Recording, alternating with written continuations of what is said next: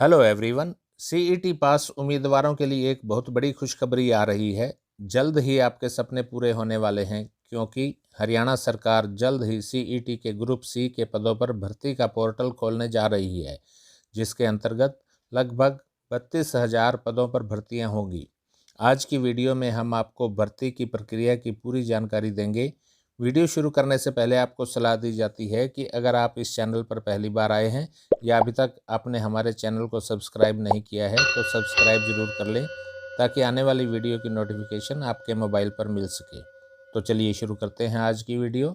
CET की भर्ती HSSC यानी हरियाणा स्टाफ सिलेक्शन कमीशन द्वारा की जा रही है, जिसके अंतर्गत 402 कैटेगरी के लगभग 32,000 पदों पर एक साथ भर्ती होगी।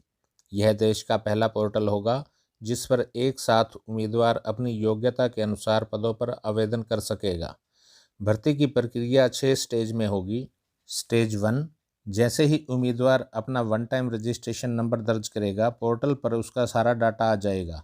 जैसा कि आप सभी जानते हैं कि सीईटी के लिए न्यूनतम शैक्षणिक योग्यता 12वीं पास है, इसलिए आवेदक अपनी शैक्षणिक योग्यता और अनुभव प्रमाण पत्र या अन्य संबंधित प्रमाण पत्र अपलोड करेंगे। स्टेज 2, जैसे ही उम्मीदवार अपनी शैक्षणिक योग्यता और अन्य जानकारी दर्ज करेगा, तो आवेदक के सामने वह सारे पद आ जाएंगे जिनके लिए वह योग्य होगा।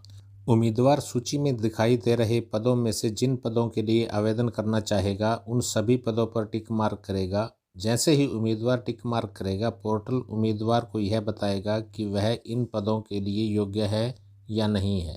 यदि उम्मीदवार योग्य नहीं है तो स्क्रीन पर आएगा कि आप इन पदों के लिए योग्य नहीं हैं, अथवा स्क्रीन पर कुछ भी नहीं आएगा। इस प्रकार उम्मीदवार जिन भी पदों के लिए अप्लाई करना चाहते हैं वह कर पाएंगे। स्टेज 3, आरक्षण की कैटेगरी अनुसार उम्मीदवारों को मेंस परीक्षा के लिए छांटने का काम कंप्यूटर द्वारा किया जाएगा।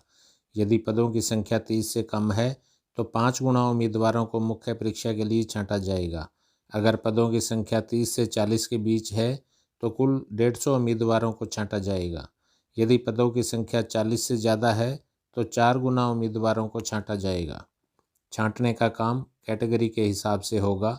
उदाहरण के लिए, अगर जनरल कैटेगरी के पदों की संख्या 40 से ज़्यादा है तो जनरल कैटेगरी के 160 उम्मीदवारों को मुख्य परीक्षा के लिए बुलाया जाएगा।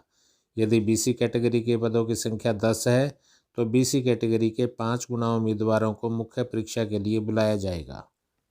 स्टेज 4, मुख्य परीक्षा ग्रुप अनुसार ली जाएगी। परीक्षा के लिए अंकों के आधार पर दस्तावेज सत्यापन के लिए आमंत्रित किया जाएगा।